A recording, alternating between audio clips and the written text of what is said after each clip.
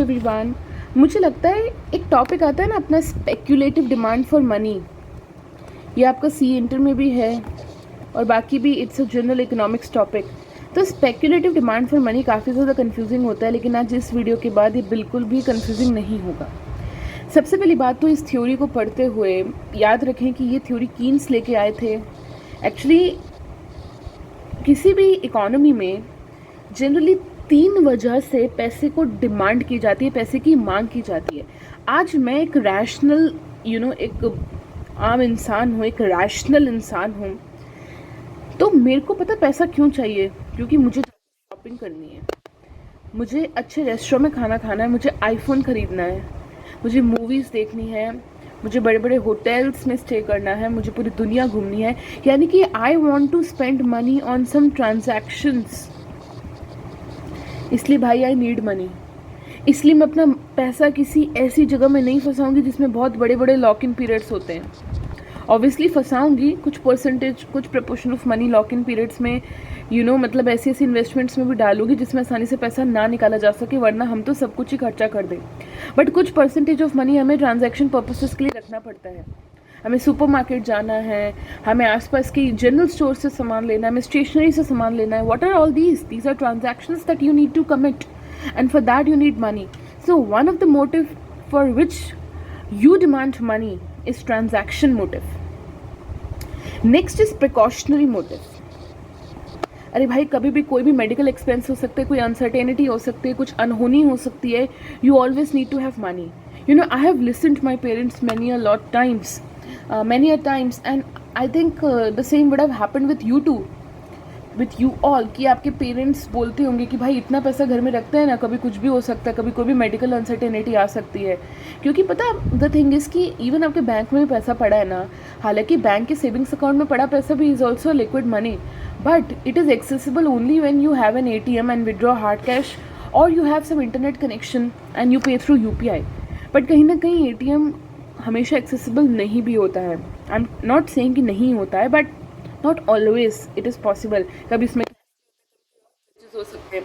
And even when it comes to payment through UPIs, you need to have a good internet connection.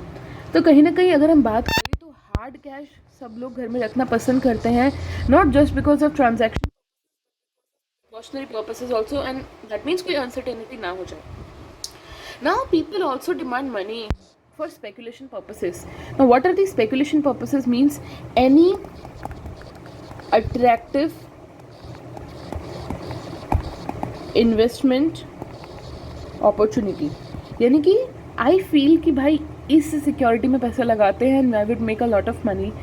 This is known as speculative demand for money, and for this reason why people need to have money and they demand for money, not only for transaction and precautionary motives but for speculative demand also. And this was the point which was brought by Keynes into picture.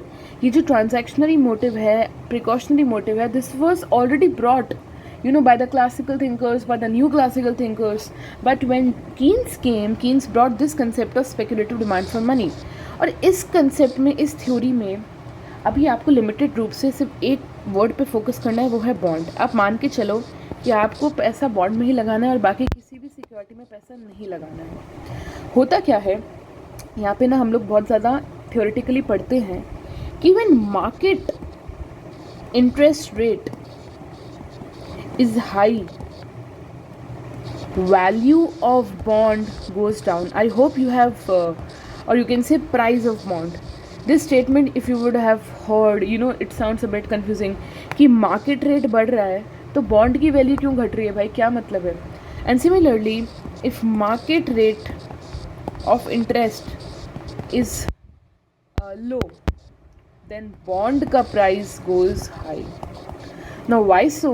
Let us discuss in detail. First of all, when I say market interest rate, I don't mean interest on bond. I'm talking about the interest of all the rest securities existing in the market other than bond. और average market में समय क्या interest rate चल रहा है मैं उसकी बात करती हूँ। लेट्स से इट्स 4%, लेकिन बॉन्ड में सिर्फ आपको इंटरेस्ट मिल रहा है 2%।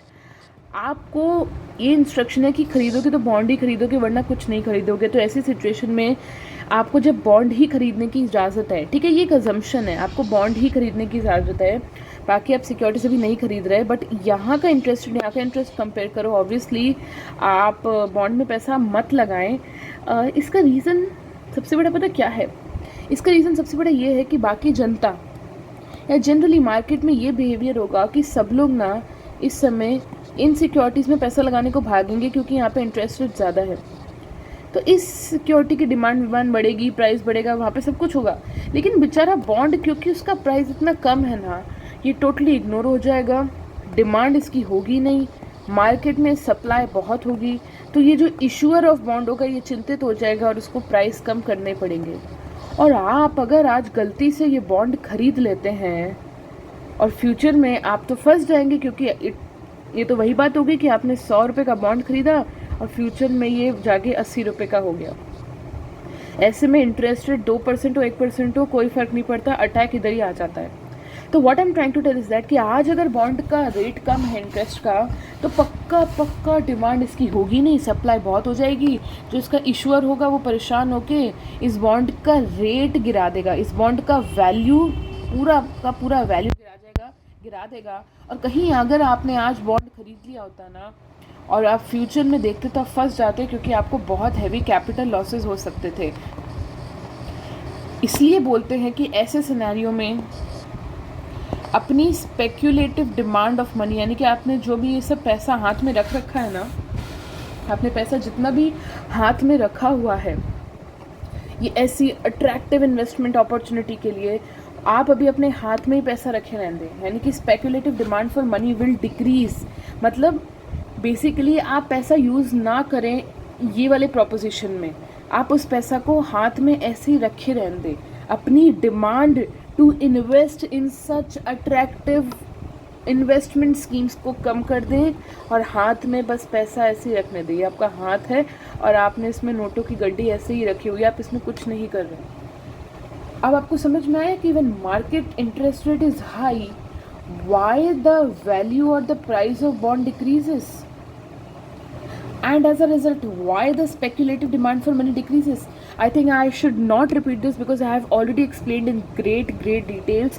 Kindly you can rewind and see the video again, but कोई confusion नहीं आएगा। एक बार मैं और बता देती हूँ, क्योंकि market rate of interest, let me take a good highlighter, क्योंकि मार्केट रेट ऑफ इंटरेस्ट काफ़ी ज़्यादा हाई है और बॉन्ड का इंटरेस्ट रेट काफ़ी ज़्यादा लो है, तो बॉन्ड कोई खरीदेगा नहीं, डिमांड कम हो जाएगी बॉन्ड की और सप्लाई ज़्यादा हो जाएगी। ऐसे में क्या होता है, जब आलू नहीं बिक रहे होते हैं, जब आलू की सप्लाई बहुत हो जाती है, टमाटर की सप्लाई बहुत हो जाती है, तो आलू टमाटर बेचने वाले प्राइस गिरा देते हैं।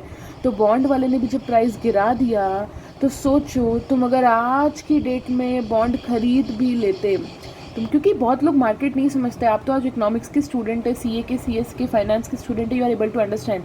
पर जनरली अगर आज लोग ये बॉन्ड खरीद लेते तो उनको कल की तारीख पर बहुत ज़्यादा कैपिटल लॉसेस हो जाते। कब हो जाते? जब ये जो इशूअर ऑफ बॉन्ड है ना, ये बॉन्ड का प्राइस गिरा देता। क्यों?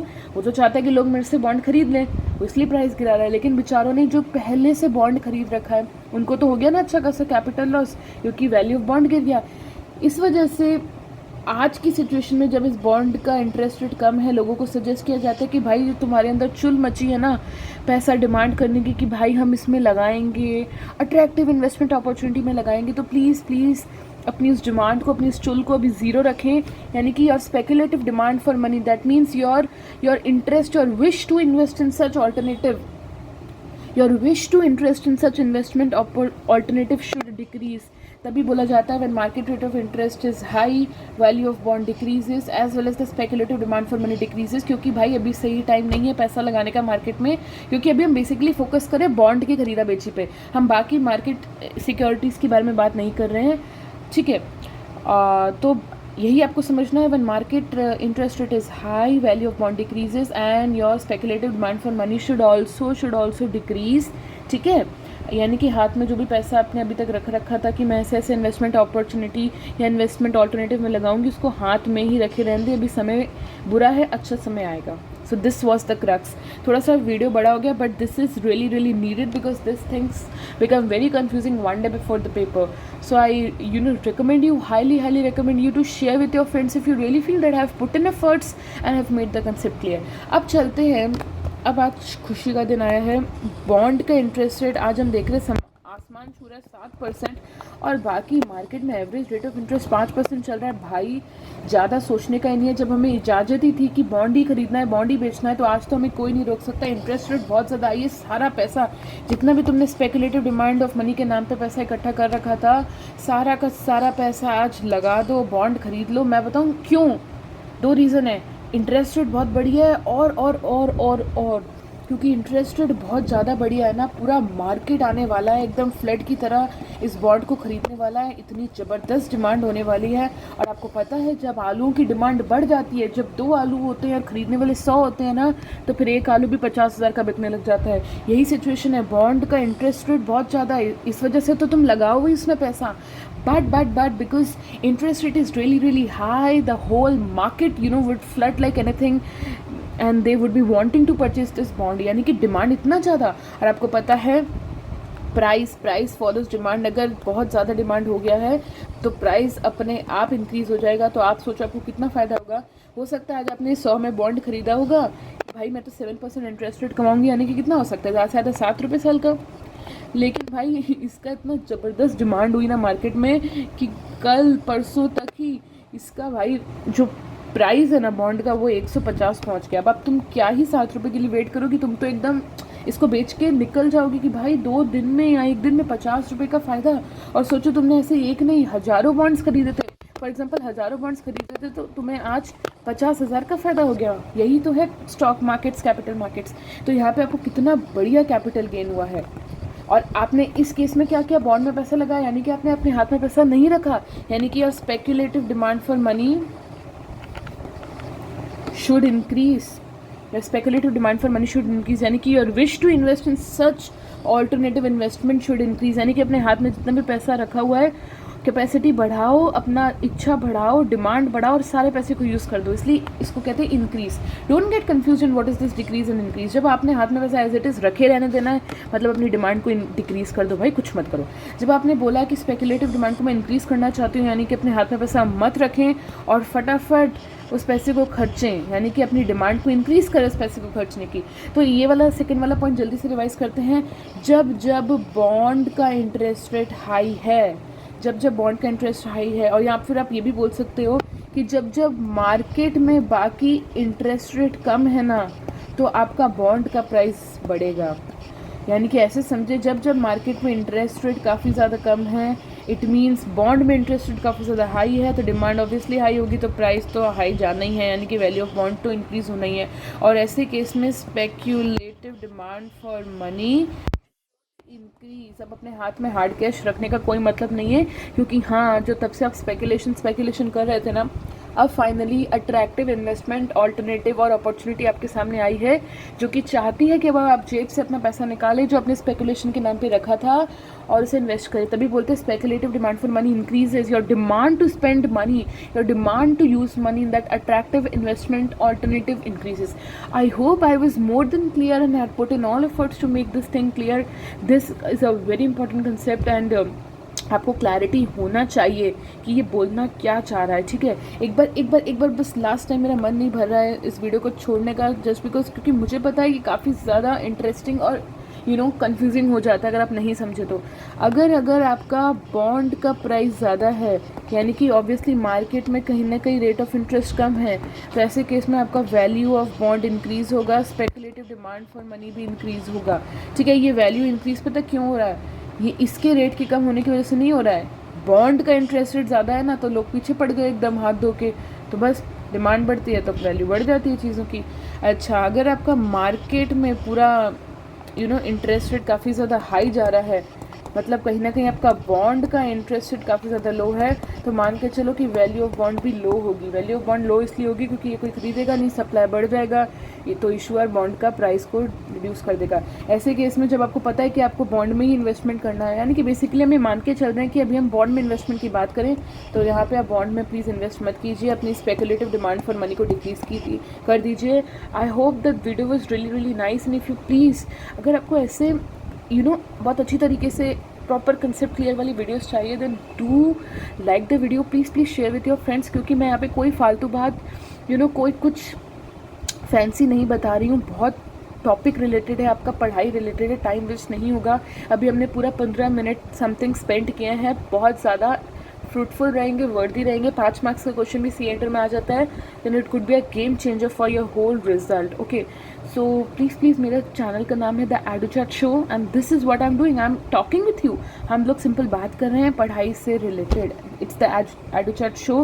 Kindly subscribe to my channel and do like and share the video with your friends, and I be always there to help you out. Just put me in the comments below कि आपको कौन कौन से topics पे video चाहिए, and I would be more than happy to help you.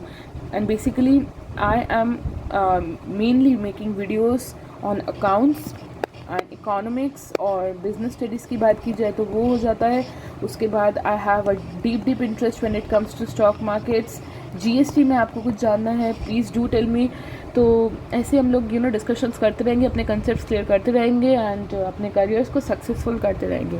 Thank you so much.